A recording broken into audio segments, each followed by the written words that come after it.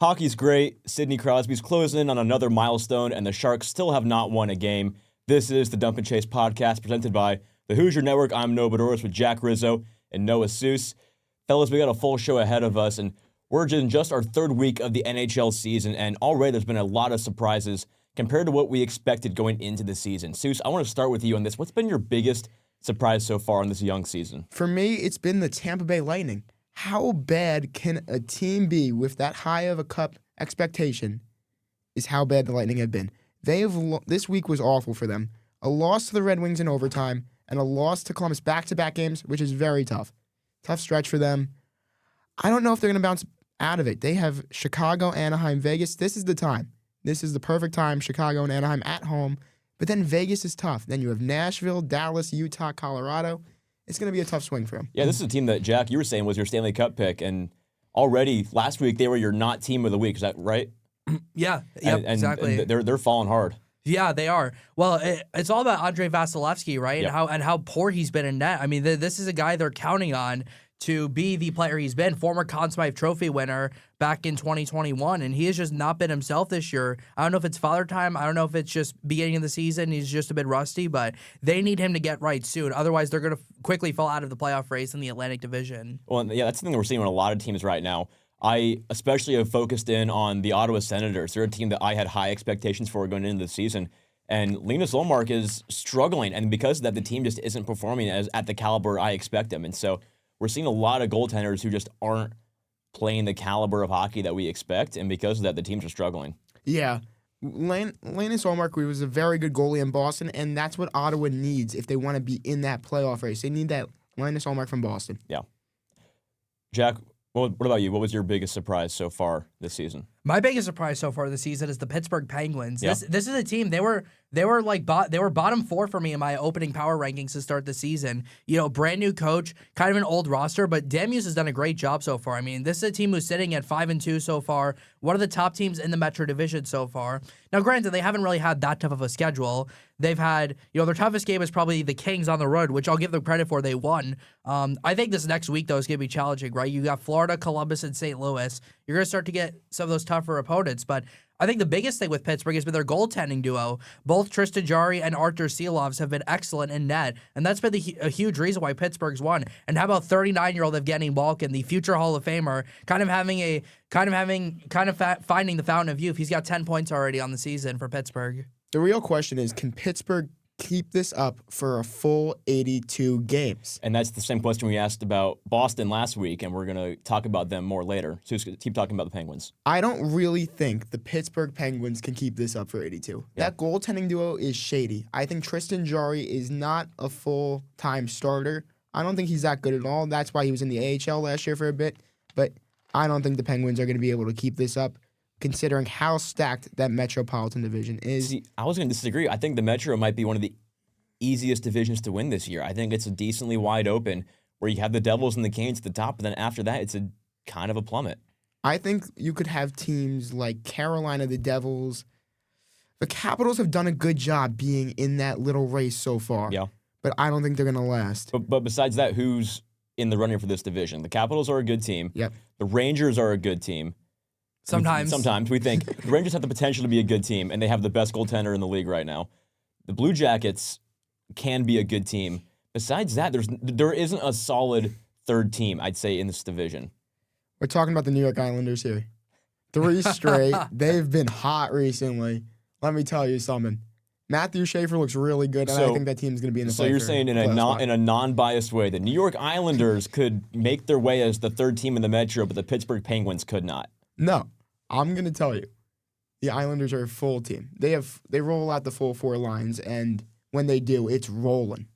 And when you have Bo Horvat playing at the level that he did in this last week, it's the Islanders that are going to be fighting for a playoff spot when it comes to March and April.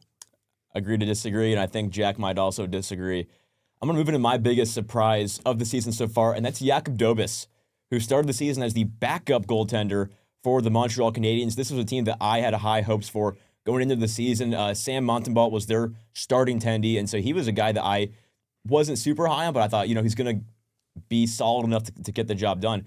And we're already a few weeks into the season, and he's been pretty much replaced by Dobis. Dobis is 4-0. giving up less than a goal and a half per game, and he's the day in, day out goaltender for the Habs right now. And honestly, a guy that I barely even knew who he was going into the season, had to look up a lot about him, but he's really turning into the go-to guy for the Montreal Canadiens. Yeah, well, Dobis has really been the focal point of Montreal so far. Right.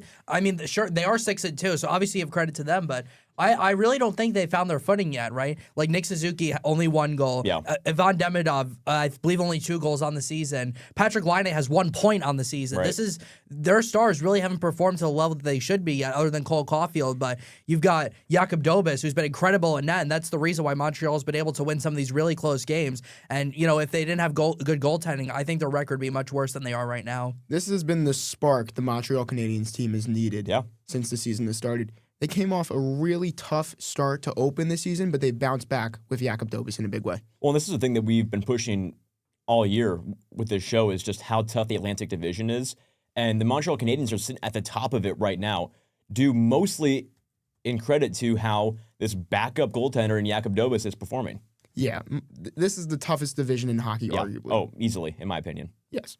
So if Montreal needs a consistent goalie like a Jakub Dobis to step in there for a full, I'm not going to say 82, but a full 40 to 50 games and go get some wins. Yeah, and that's the thing, is that Sam Montembeault isn't a bad goalie. No, not at all. He's just being outperformed right now. And so can this be kind of a 2-goalie system where you're going to see both guys getting a decent amount of play? It's not going to be a strict 1-2.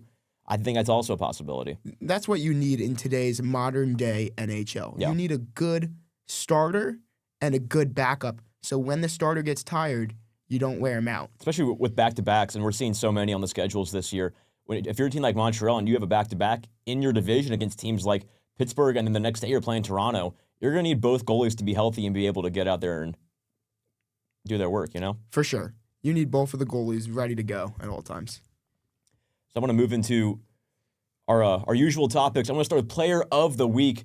Jack Rizzo, who is your Player of the Week in the past 7 days? We're going to be saying this a lot this season, but it's Jack Eichel of the Vegas Golden Knights. Obviously, he is playing up to that big contract he got right after the season started, actually. I mean, he's the Hart Trophy favorite right now. Another 7 points in 3 games this week, 4 assists in the game the other night. He is just the focal point. He is a true, and sometimes it doesn't always show up on the stat sheet, right? He's a full 200-foot player for this team. He kills penalties. He's really evolved as a player with the Golden Knights, and he's really become their leader. And obviously, it's huge that they extended him this offseason, or right after the season started, because if they didn't, that'd be a massive loss. And with the way this Vegas team is playing right now, you could argue they're the Cup favorite right now with the way they're playing. We went last week's show. I talked about the Dallas Stars and just how good the Stars were, and they had a rough week. And because they sure did. The Vegas Golden Knights are honestly the team to beat, and they're looking pretty unmovable right now. Vegas has looked like one of the best teams in hockey. Scoring 6 goals in back-to-back games against Boston and Calgary. It's a tough time. Well, they don't have a regulation loss yet. That's part. They're playing 3 solid periods of 60-minute hockey, and they're not running out of steam. And they have the lineup to do that every single night. Yeah, and so much so that 2 of our players of the week are from this team. Seus, who is your guy? My player of the week from the Vegas Golden Knights, like you said, is Mark Stone. Mark Stone was absolutely insane this week. 4 points against Calgary the other day, and then 3 points in the following game versus Boston. 7 points this week in 2 games for Mark Stone.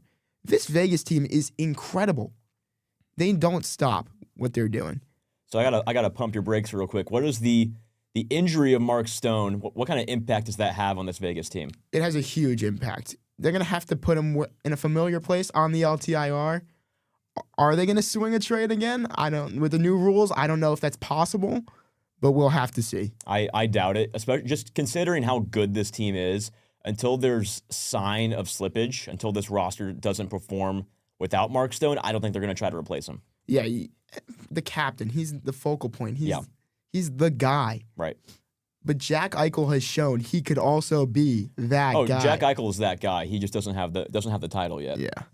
Yeah. Well, I obviously losing Mark Stone stinks, but obviously they have really good supporting players Right. to kind of make up for that. I mean, you got Mitch Marner with 10 points, and then you've got the supporting cast. Pavel Dorofeyev has 7 goals on the season. Yep. Former St. Louis Blue Ivan Barbashev has been really good as one of Jack Eichel's line mates. This is a Vegas team. They have just such a good rotation. Now, I will say, goaltending, bit of a question. Both Aiden Hill and Akira Schmid, save percentages under 900. And Aiden Hill's out for a little bit. Again, right we're going to now. have to see Akira Schmid really step up over these next couple of weeks with Aiden Hill being out. But if Vegas is going to score at the pace they are, they don't really need their goaltenders to be anything amazing. They just need to, stop some tough shots every game, and they'll end up being fine. I mean, you got 3 players at double-digit point figures already. Yep. I don't know how you can look at this team and say they're not the Cup favorite with the way they've been playing so far. Well, and that's the thing with this Vegas team, too, is that obviously we said this about Dallas last week and it proved us wrong.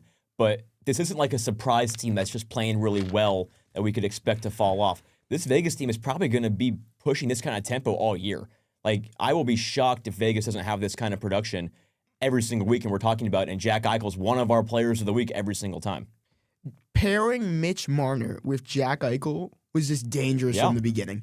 Those two are electric on the ice. Neither one is a homegrown talent either. They're both recent acquisitions. Yeah, but you bring them together too. Yeah. It's just such good hockey happening there in Vegas, and I think the sky is the limit for them. Seems like the fresh start for Mitch Marner has really helped them so far. And same thing happened when Jack Eichel came over to Exactly. Vegas. Jack Eichel came from Buffalo, which is not really a great place to play in, but it's worked out for them so far. So Vegas is a team that we had high expectations for, but my player of the week is from a team that we didn't take super seriously. That's Dylan Larkin from the Detroit Red Wings. Larkin has 7 points in his past 3 games. He's already climbed up to 4th in points in the league. He's sitting at 8th in goals, 7th in assists. So kind of weird that like both of those stats are below his accumulated, but he's a top producing player in the league right now. He had 2 goals, 2 assists in his game on Sunday against Edmonton. And because of that, the Wings are in 2nd place in the Atlantic right now, which is a division that we're saying is hard to win. And the Detroit Red Wings are pushing the gas pedal right now, trying to, get their foot in the door in this really tough Atlantic. The Red Wings have done a really good job so far of staying afoot with these tough teams in the Atlantic, like you said. But they need a little more from Alex DeBrincat. That's the only problem I see with them so far.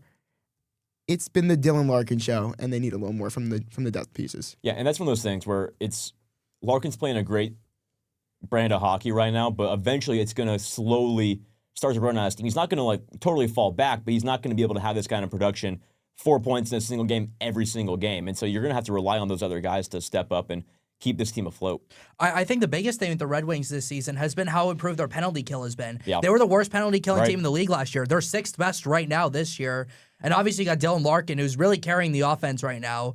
But yeah, I mean, if their penalty kill is going to be as good as this all year, this could absolutely be a team that contends in the Atlantic. They've been close the last couple of years, but they haven't made it. Obviously you understand why fans are getting impatient with the Yzer plan because, obviously they haven't made the playoffs now in about 7 years. Yep. Actually, it might be a bit longer than that, but if Dylan Larkin's going to be a Hart Trophy candidate, if this penalty kill is going to be as improved, and if Cam Talbot's going to be a good goalie, then this Red Wings team could be a dangerous team in this division. And it's such a weird start for the season for the Red Wings, too, because they opened up the year losing to Montreal and then beat the Leafs twice, beat the Panthers, beat the Lightning, and then beat the Oilers. So 5 great wins. And then last night they lose 4-2 to the Buffalo Sabres. Which the Sabres have been kind of playing spoiler to a lot of teams so far this year, They have. They really have. And we'll talk about penalty kill again. Buffalo has the 2nd best penalty killing in the league right now. They've given up 1 power play goal all season long, which is crazy to me. But, I mean, hey, I said last week that Lindy Ruff was on the hot seat, and after this week, I don't really know about that. Now, are they going to be able to keep this up all season? I doubt it. I doubt it. This is such a tough division, but it's a fun little story to follow for now. It's one of those things where the only way I can describe it is the Sabres aren't that bad. Yeah. It's like our overreaction of the week, basically. Yeah, exactly, yeah. Will the Sabres be able to keep this up for a full? No, nobody thinks that. No. Just right now, they are not that bad. So they're going to be mid. I feel Just the same mid. way about the Blackhawks, where 80 points? I expected bad things, but they're not that bad right now. I can't promise they're not going to finish at the bottom of the division at the end of the year, but right now they are not playing bad hockey. That's the key. You got to be able to just keep it consistent. Yep. Just play consistent hockey. You can win night in, night out.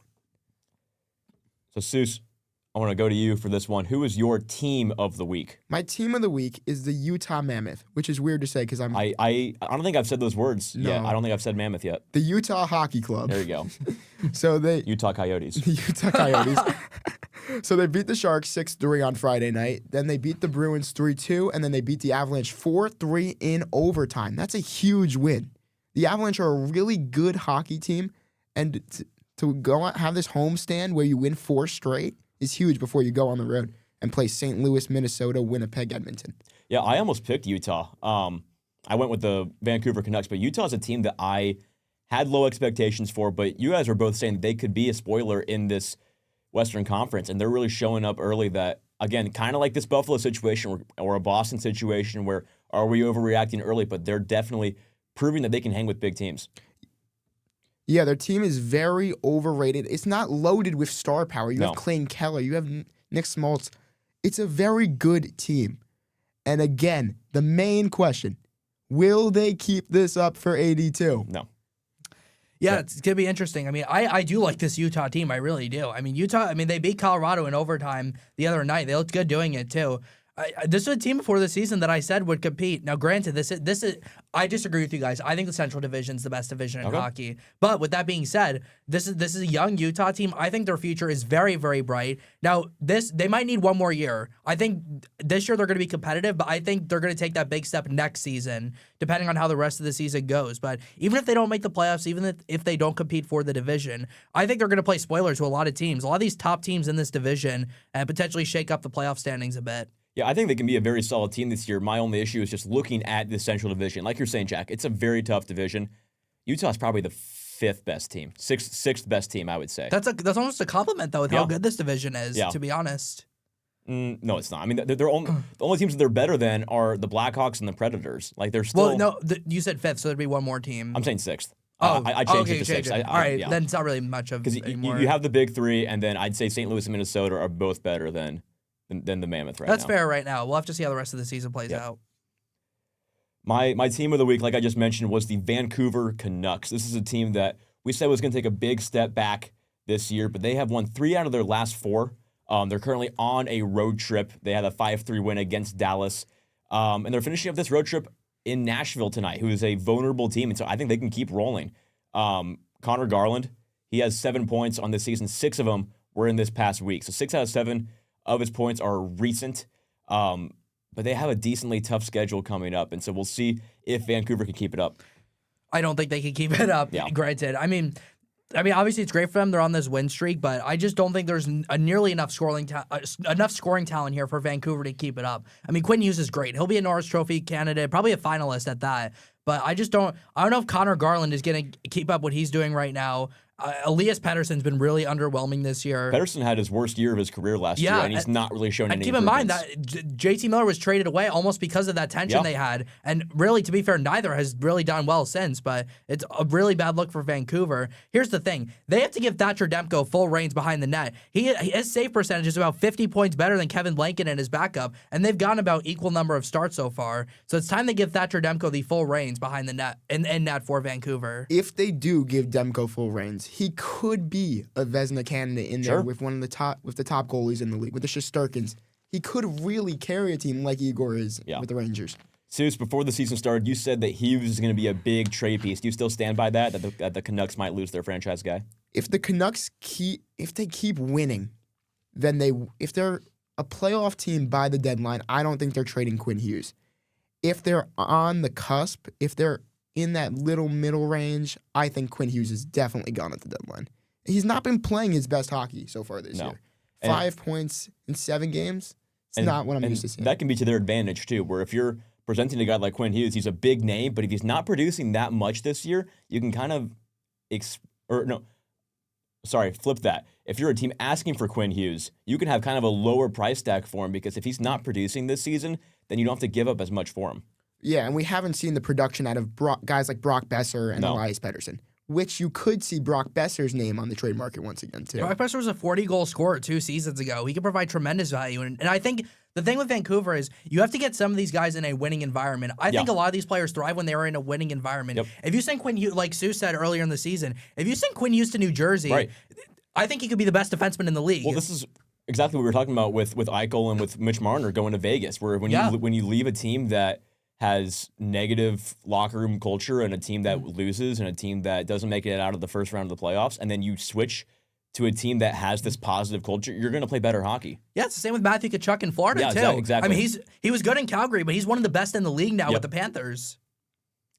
Jack, who is your team of the week? Well, this isn't really a team that's surprising anybody because we knew they'd be good, but they just had such a good week, I cannot not pick them. It's the New Jersey Devils. Yep. Ever since that opening night loss to Carolina, they've won 6 in a row, and 4 of those 6 have come in this last week alone. And not only the 4 wins against playoff teams from last year, Florida, Edmonton, the 2 teams in the Cup final last year, then Toronto on the road, and then Minnesota. Obviously, you got the big guys playing great. Jesper Bratt's been terrific. Jack Hughes is great, obviously, as we all know. That's the key, is him staying healthy, by the way, for this team. But you're also getting contributions from some supporting players. Dawson Mercer, Timo Meier, each with 7 points. The real key, though, has been Jake Allen in net. Jacob Markstrom's out for a couple of weeks with an injury, so they need Jake Allen to step up, and he has done. He has a .931 save percentage in 4 starts. And if they can have this great goaltending duo, this could be the best team in the East, honestly, with the way Florida's played so far this year and with their injuries. I think the Devils are a really dangerous team, and especially if they make a big trade at the trade deadline. They could be the Cup favorite if they do that. And the thing with Jake Allen that people forget is that he was a starting goaltender for a lot of years of his career. Like, this isn't some career backup that's just having to, get by and keep this team afloat. Like, this is a guy that's going to be able to keep your team up and be a high caliber goaltender. Yeah, Jake Allen really could be that guy that can get you through a couple rounds in the Stanley Cup playoffs. Oh, absolutely. With the Devils, with this team the Devils have, and if they add a key piece like a Quinn Hughes, just to throw a name out there, they could really fight for that 1 or 2 spot in the Metro. I think they could be a number 1, and then go for the Cup. Well, and it's the goaltending situation in Jersey right now reminds me a few years ago when you were looking at the St. Louis Blues, and they had Jordan Binnington, who had kind of an off year, some injuries, and you had Ville Husso as the backup, where Husso played a big chunk of the final stretch of the season, and then by the time that the Cup playoffs came around, they were both getting starts, and it wasn't one of those things where Binnington had a bad game and so you put in Husso. Both guys were getting scheduled starts in the playoffs, and I think you could have similar results with this New Jersey Devils team. Totally agreed. Yeah, we've seen it happen so many times before. I mean, we saw it last year with the Oilers. Yeah, exactly. Starting both Stu Skinner and Calvin Picard. Yep. Now, granted, I don't really think either of them are that great. No. It was almost a situation, but it shows that if you score enough, sometimes you can get by with mediocre goaltending and make a cup run. Now, granted, the reason the Oilers lost in the final was because of goaltending. That was the reason they lost. So you do need good goaltending, but they've done nothing to improve on it. No, they've done nothing. I think Connor Ingram is going to be the starting goaltender by the end of the year, to be quite honest. I agree, but I don't know why he's not getting time yet. I have no idea either. We'll just have to see what ends up happening. So I want to move into our not team of the week because this is the segment I am most excited about. My not team of the week is the Boston Bruins. If you guys recall, last week we were talking about the Bruins and their hot start, and we were saying, is this going to continue happening? And I said no. Furthermore, I said the Boston Bruins, they have 4 games before our next show. They will go 0-4, and they did absolutely that. The biggest issue wasn't even the goal scoring. They were outscored 17-11, so they're still putting some points on the board, but they were giving up so much. Jeremy Swayman, he played 3 out of those 4 games, giving up 4.38 goals per allowed. That's not what you expect out of him. Save percentage just over 86%. He looked rough. Pasternak had a -4 in that 4-game stretch. Nothing for the Boston Bruins is looking good right now. Yeah, last week we asked ourselves, can Jeremy Swayman keep this up? Yep. And he showed us he can't. They were 3-0. They were rolling. Then you have this really tough stretch with Tampa, Vegas, Colorado, Utah, Florida. Yep. And you have to find a way to squeak out something, a point or 2. And they just couldn't. And Jeremy Swayman was the main problem because of that. Yeah, and the thing with them right now is, like, it's not just that you had a great start and then you had a little bit of a skid and you sink to mediocre. They went 0-4, and they're now the 3rd worst team in the East. And this is probably where they're going to sit the rest of the year. Yeah, I 100% agree. I don't think Boston has the tools and the guys to keep up with anything going on in that Eastern Conference. One thing I want to mention that's really funny about Boston is their next home game against Vancouver, it's today. There are tickets selling as low as $14. That's what Boston Bruins hockey has come to at this point. One of the most successful teams in the history of the league, and you can get in to watch a game for $14. Yep. This team, I mean, keep in mind, 2 or 3 seasons ago, they had the best regular season in the history of the National Hockey League. Now, they didn't do anything with it, but that was as quickly as 3 years ago, and they have just not been able to build off it. I mean, Linus Ullmark and Jeremy Swayman were the top goaltending duo in the league. Linus Ullmark's gone and he's struggling, and now Jeremy Swayman is struggling. You have this 4-game stretch at home coming up. You have got to win at least 2 of these games, get points in at least 3 of these games if they want to stay alive in this division. Yep. And I just don't think that's going to happen. They don't have enough scoring depth outside of Pasta. Yeah, the only redeeming factor for this Bruins team right now is that when you look at the schedule, 5 games to close out the rest of the month. 3 of these are bottom feeder teams, is how I would describe them. You have Anaheim, then you have the Islanders, who are a bottom feeder team, and then you have the Buffalo Sabres. These are all games that if you are a Bruins fan, and usually as a fan you have higher expectations for your team than people in the media or other fans might have, you are expecting to win these games. So we'll see if they can outperform themselves, because last week they were playing good teams and they lost. We'll see if they can actually beat the bad teams when they have the chance. Yeah, you got to capitalize on those games. Yeah. Before you play they do have Colorado, they do have Carolina, and they do have Toronto on their schedule coming up. Yep. So it's going to be, can you win the bad games before you play those really good teams? Seus, who is your not team of the week? My not team of this was my team of the week last week. Yeah, my not team of the week is the Dallas Stars. They looked absolutely opposite compared to what we saw for the first 3 games. They played Winnipeg, Colorado, Minnesota for the first 3. They won dominantly. Then they lose to Vancouver, St. Louis, and Columbus. St. Louis isn't bad, but Columbus and Vancouver, about mediocre as it gets. Yeah. I think the problem here was Onger. Onger allowed 5 goals versus Columbus. That's just not acceptable. They have a really tough stretch coming up. Kings, Carolina, Nashville, Washington, Tampa, Florida. That's how you close out a month. Yeah, and it's going to be a tough go-around for the Dallas Stars, but the redeeming thing is that this isn't a team that I'm worried about.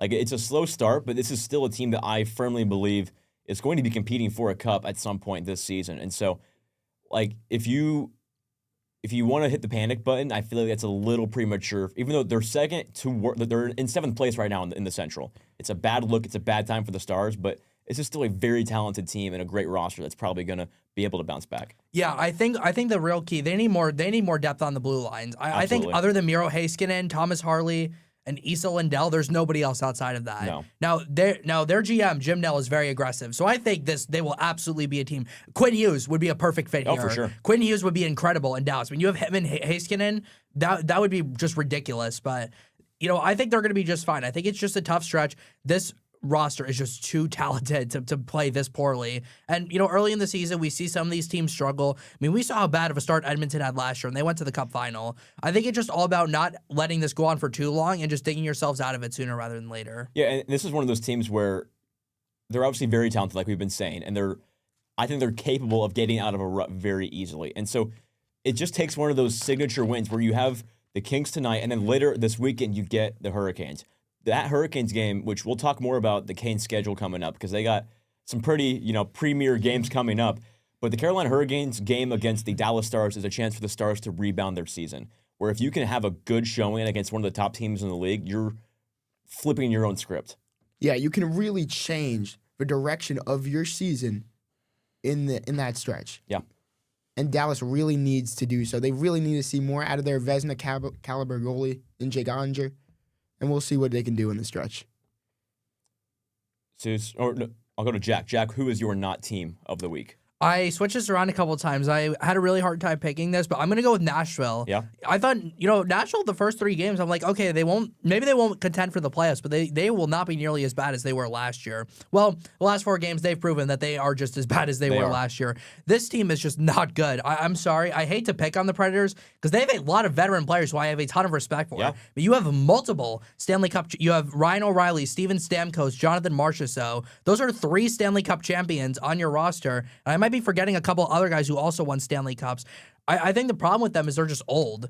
And, these guys are just all past their primes. And I'm just not really sure what the outlook of this team is going to look. I think this team is going to be massive sellers at the trade deadline. I agree.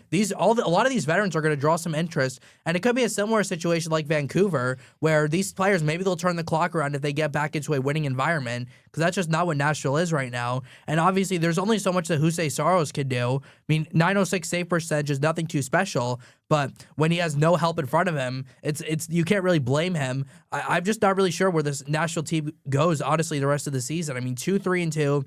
you have 4 straight home games, so maybe a chance to dig out of it. But Vancouver, who's had a great road trip. You got the Kings, who have struggled as well. Then you got Dallas and Tampa, and then at the Flyers, who have been pretty solid. I just don't really know what we can see from this Nashville team. I think their coach is absolutely on the hot seat right now. If you're GM Barry Trotz, I don't know where you go from here. Is it firing the coach? Is it trading players at the deadline? I don't know what he does.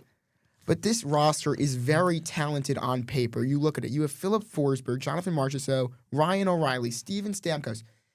It's one of the more talented rosters in the NHL on paper. But on paper doesn't get you anything. Yeah, and that's, I think, the future of this team. Like we're saying, that there's a lot of guys that can be sought after. I think you just have to completely wipe the house. Agreed. I think you got Totally agree. to clean house. I think you got to get rid of guys that are supposed to be producing and not, and could draw interest from other teams. And I think you go young. I think the future of this Nashville Predators team, because it's going to be hard to compete in this Central Division in foreseeable years. I think you got to go young and rebuild for the next 5-6 years. Yeah, I totally agree. I mean, it's just crazy to think about. I mean, I think about just over a year ago, Nashville coming off their playoff series against Vancouver. They were a wildcard team. Vancouver was the top team in the West, and they took them to 6 games. Yep. And then the offseason, they signed Stamkos, Marchessault, and Brady Shea. And I'm like, this team could contend for the Cup, let alone the playoffs. And what has happened is just the complete opposite of that. And I just don't know if it's the culture or just all these guys are old. But I agree with you. No, they have to completely tear this down. They need to get some more prospects in that system and just completely rebuild. It's going to be a multiple-year process, but they need to start it sooner rather than later. Yeah, nobody on this Predators team has more than 5 points right now, which Terrible. is concerning. I'm trying to find it just because I'm interested in the oldest NHL teams right now, like by total age, but the Google search isn't working. So when somebody else starts talking, I'll get back to you on that, because I really got to think that this Nashville team is getting up there in age. Let me see. Totally agree. Yeah, I think they are just. I don't really. There's no young players on this team to look forward to right now. No. It's Edmonton, Detroit, the Islanders. From what it says, I feel like Winnipeg's also up there too. I'm seeing Pittsburgh.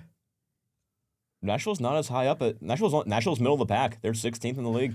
Yeah, I think the problem though is that all their key guys are old. That's and a good point, that's what they need to get rid of. They need their core to be young guys, and I think trading all these guys away, they need to do what Boston did last year. Trade everybody away. It's probably gonna hurt it might hurt for a little bit, but these prospects, I think in the long run they'll end up being worth it if they can get the right guys. Yeah, and you need to get a load of draft picks. If you get a load of draft picks, for an example, look what the Islanders did. I was going to say, it's the same situation as the Islanders were in. Look what they did. They traded Noah Dobson. Yep. And they made it a young forward and another first-round pick, which is what the Predators really need to do here. Absolutely. So speaking of old age, this is less of a puck talk and more of just a prediction. Sidney Crosby, just 5 points away from a milestone of 1,700 points. Which game on this upcoming Penguins schedule will that happen? Let me take a look here at the I looked schedule. at it preemptively. Is that the right word there? Yes, it is. All right, preemptively, and I believe that he will get this done on an upcoming Monday night game at home against the St. Louis Blues.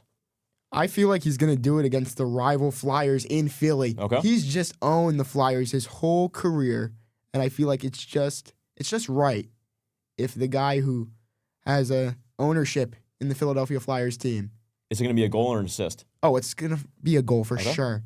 And they're all going to just jump on the ice and storm him. I'm going to agree with Seus and say against the Flyers, primarily because the Penguins have some good goaltenders coming up these next couple games. You got Florida and Bobrovsky tonight. You got Elvis Merzlikins has been terrific in net for Columbus. Right. They play them on Saturday. And then you got Jordan Binnington in St. Louis. I'm going to say Crosby, I'm going to say 3 points over the next 3 games, and then he has 2 points in Philly. And I'm going to agree with Seus. I'm going to say just because it's in-state rivalry, ownership of them, I think it has to be a goal. All right. We'll see who ends up being right about this. It might be one of those things where he hits a cold streak and we got to wait like 2 more weeks for it to happen. But let's talk about, speaking of, we'll go to the opposite. We're talking about guys who are nearing the end of their career. Seus, this is your segment. I want to talk about this young kid from a team over in Long Island. Matthew Schaefer has been everything and more that I thought he was going to be. He's been perfect for this Islanders team. Let me tell you something. This team last year had no spark, no future. They had nothing. And you give them a defenseman like Matthew Schaefer, franchise defenseman, Cale Makar type defenseman, 7 points, 6 games. He's been the juice and the energy this team needs. And you guys saw me the other day with that video. The clip of him going, "Let's go Islanders" in front of the 14 fans who were there, you replayed for probably 20 minutes. I was head over heels with that video. I posted on my Instagram. It was everywhere. So you think he's a lock? Oh, he's gonna win the Calder. He's gonna win Norris's for years to come. Not this year. I'm not gonna say this year because Kale McCarr is really good, but he's gonna be one of the best NHL defensemen for a very long, long time. So what do the Islanders have to do to build around him? Because you have Schaefer, who is potentially a franchise guy, but you're sitting in last place in your division. Listen, this prospect core right now, I'm very high on. I love me some Cole Yzerman. I love me some Kayshawn Aitchison. And I love me some Victor Eklund. So this prospect core is very key. They build around him with the draft. They have 2 more first-round picks this year. So if they are as bad as everyone's saying they're going to be, they have their first and they have Colorado's first. So you can go from there, build with the picks you have, and the sky's the limit with this Islanders team. Jack, what's your take on the Islanders? Well, I think they've done a great job with Matthew Schaefer because Sushi could correct me if I'm wrong, but my understanding was at the start of the season, they put Matthew Schaefer on the third defense pair, and I think alleviating some of that pressure off of him, because obviously a ton of pressure. I mean, young kid, number 1 overall pick, trying to turn this franchise around, but you place him on that third defense pair, and I think it's allowed him to just settle in and just have the start he's had to the season. I mean, I've only watched like 2 Islanders games, but in the games I've watched, he's been very noticeable. I mean, he's already on the top power play unit. He's doing just some incredible things. And as Sue said, he's going to be the focal point for this Islander team, which I think is pretty close to turning a corner. They've kind of been stuck in the middle of the pack in this division, but a year or 2 down the road, they can start to compete in this division, especially a division that's as weak as the Metropolitan Division is right now. I want to talk about a similar team to the New York Islanders, and that's the Chicago Blackhawks. There was a recent story out on NHL Network about Connor Bedard and just his take on the team, and there's a mojo going on with this Blackhawks team. They're sitting in a playoff spot right now. What is the future of this Blackhawks? Did I say Islanders? I meant Blackhawks. This Blackhawks team. You said Blackhawks. Okay, just making sure. This Blackhawks team, and how quickly can this rebuild come into fruition? I feel like it's not going to be this year. I feel like this is more like a next year thing. The Blackhawks, they're very good. But like we said, the Central is so stacked. Yeah.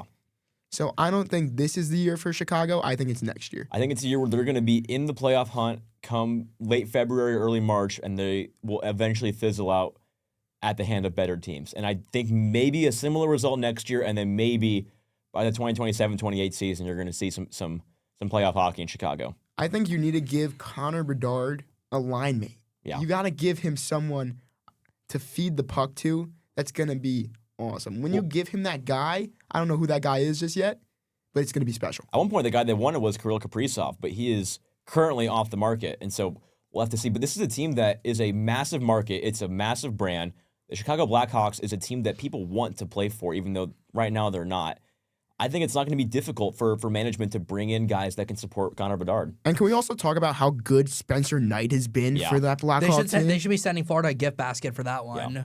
He's been awesome. A 1.96 goals allowed, over a 930 save percentage. He's just been phenomenal. Yep.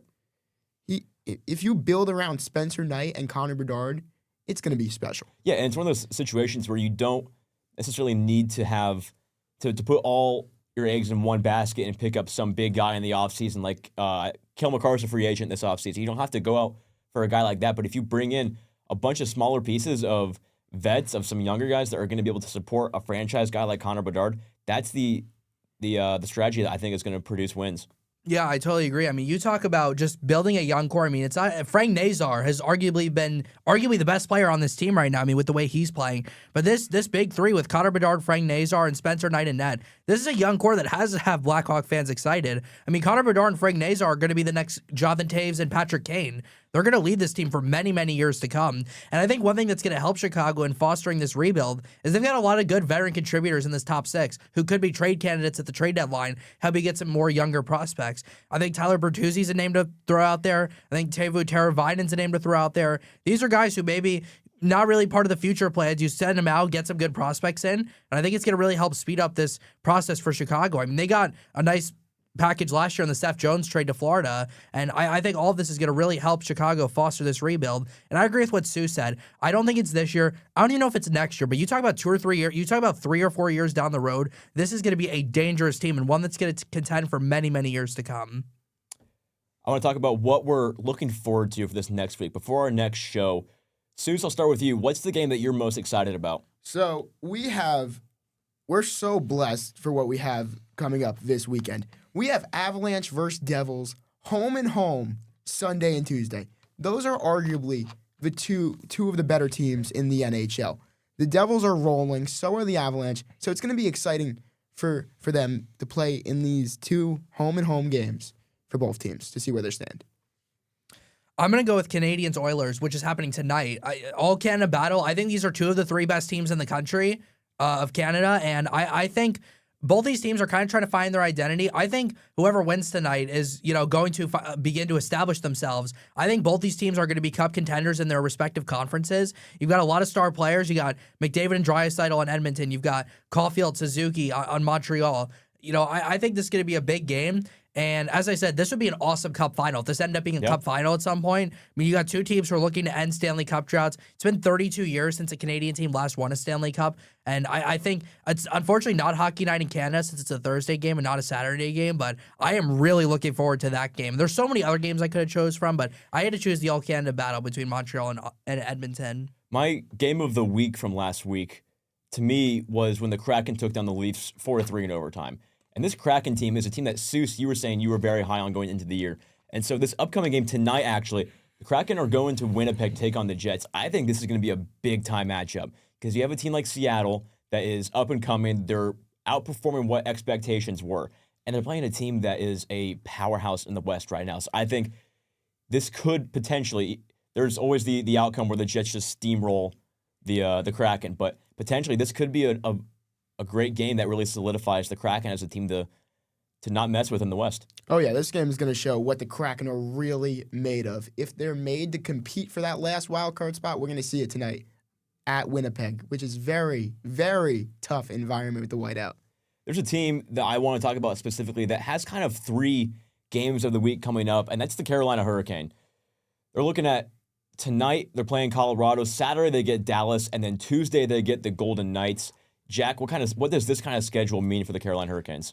I mean, it's a huge test for this team. I mean, this is the top team in the Metro for sure. Yeah. I don't think there's any denying that. Obviously, these are 3 teams that could all be in the finals, and if Carolina could finally get there this year, so we could be talking about 3 potential Stanley Cup final previews over these next 3 days. And the biggest test here for them is going to be goaltending. Goaltending has been Carolina's problem for many, many years now. They score, they play good defense, but their goaltenders have been awful. That's what's kept them from reaching the finals. You've got 3 incredible offenses. You're facing Nathan McKinnon and Kel McCarr. Marty Necas, by the way. Can we talk about him and how good he's been in Colorado? Absolutely. That Mikko Rantanen trade is looking like a genius move for the Avalanche, which is something I don't think we would have ever said after they made that trade. Then you're going up against Dallas and all their stars. That could be, again, Dallas is still looking to get right. That's going to be a very interesting game to watch. And then Vegas on Tuesday. It's going to be a really big test for Carolina to see.